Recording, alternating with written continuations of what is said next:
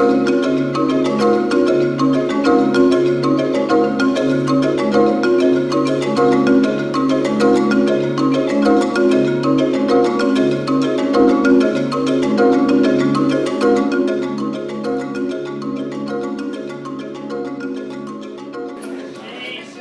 evening. Good evening. And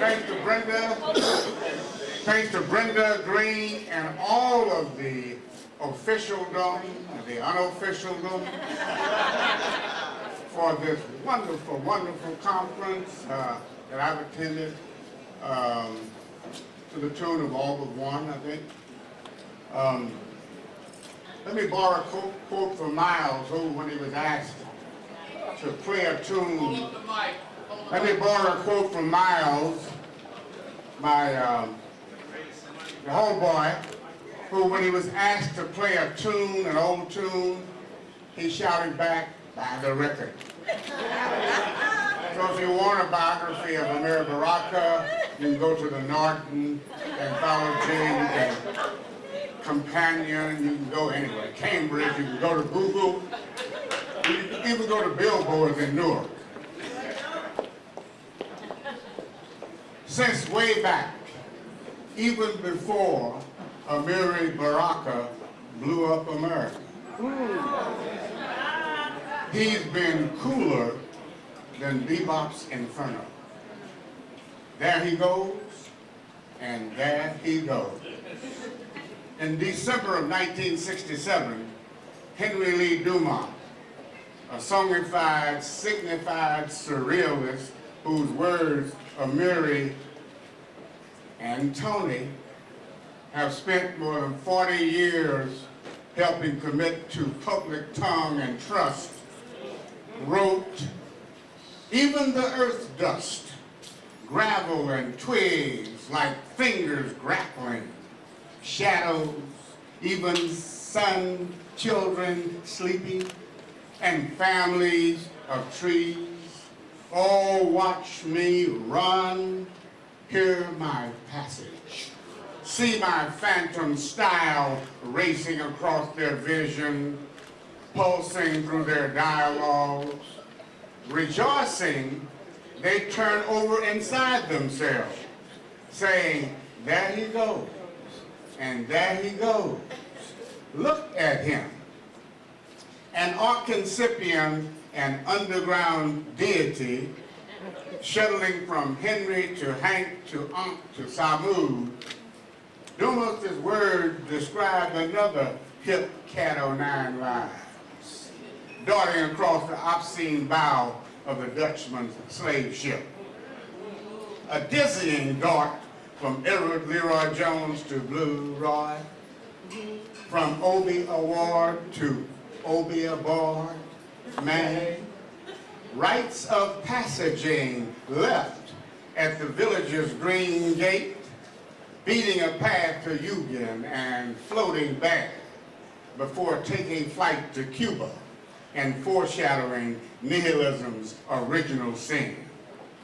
From Cage Roy to kinetic black joy, a dazzling dart of plays and poems and lit mags and essays,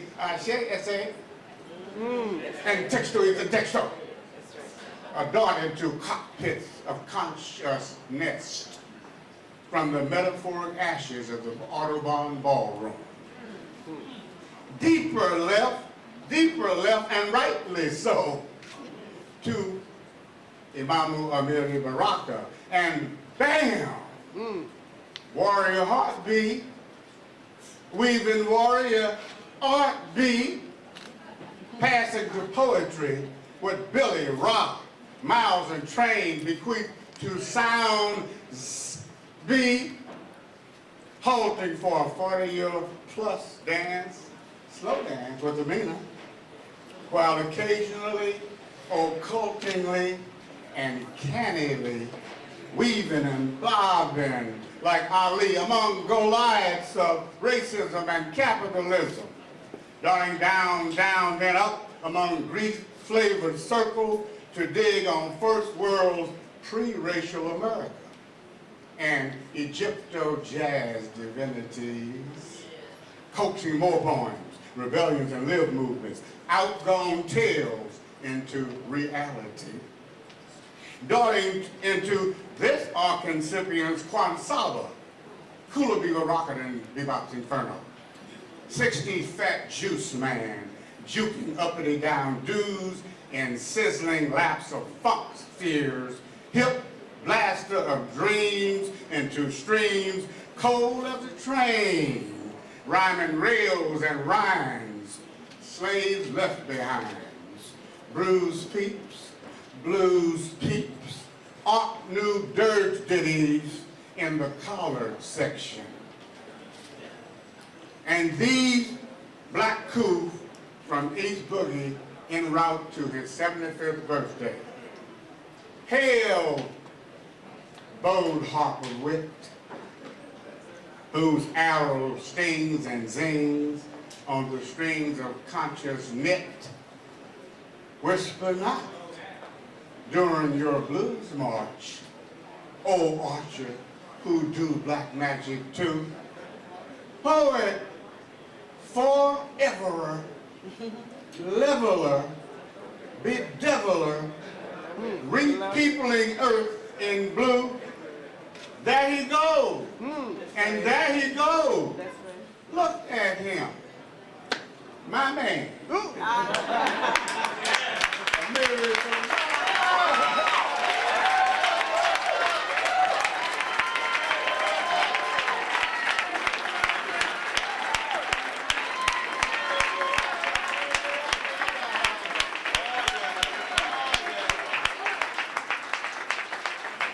Back up now. Okay. So you gotta get out of here. Y'all can't stay there. You gotta get out of here. So Richard Wright. Okay, the Richard Wright Award is presented to Amiri Baraka in recognition of his outstanding contributions as a literary activist. Thank you. The 10th National Black Writers Conference, Center for Black Literature, Medgar Evers College. Thank you.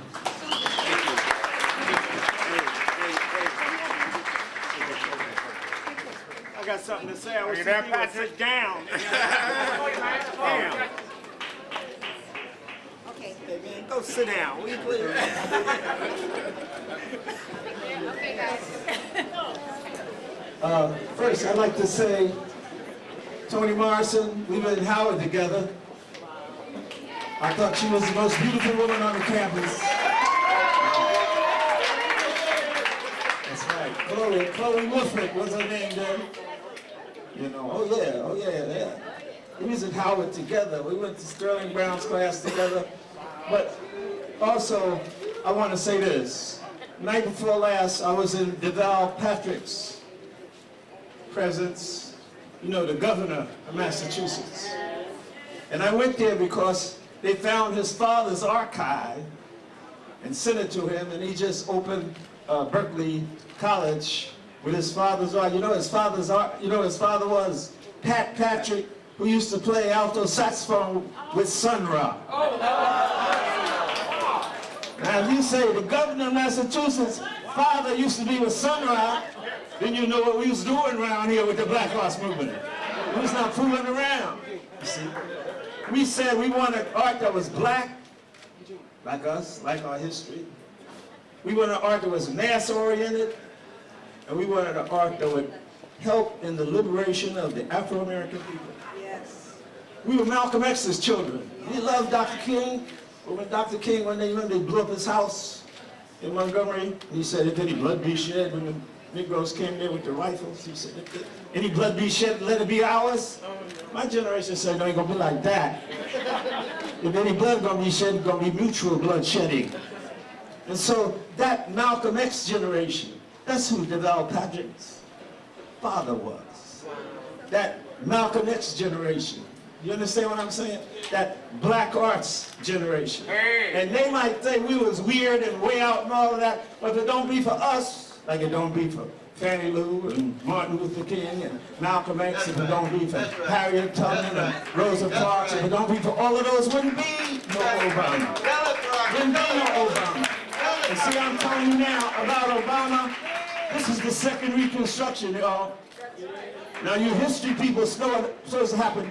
You supposed to know what happened in the first Reconstruction, right? They came there. The Ku Klux Klan came out. They put us in the black codes, right? By 1915, nobody could vote in the whole of the South.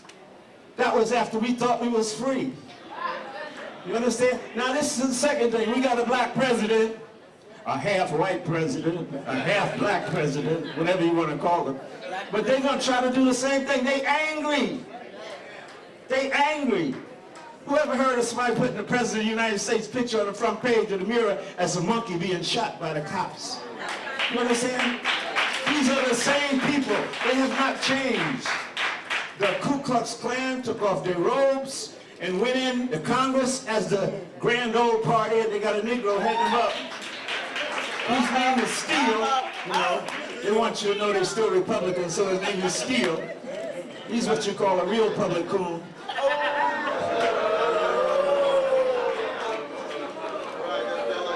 Yeah, that's cold, but it ain't as cold as what they want to do to us. And so, I'd like to say, the thing that we have to do, we have to fight the right wing, y'all. All of y'all would be intellectuals, you artists, you teachers, you fought to fight the right wing.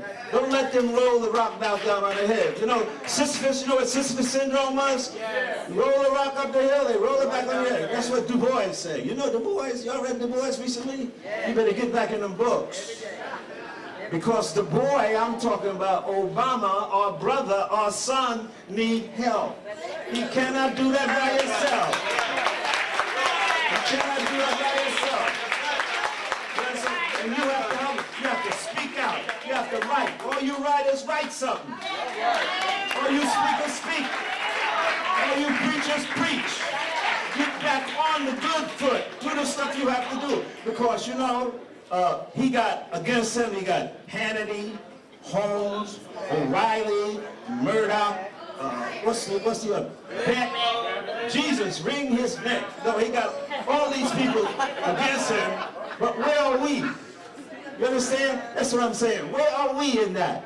So I hope all of y'all, I hope this celebration, this Black Writers Congress, rededicates us to getting rid of the right. There will be no second destruction of the Reconstruction. There will be none. We're going to fight this, you all. And if you don't fight it, don't look me in the face no more. Thank you very much for this.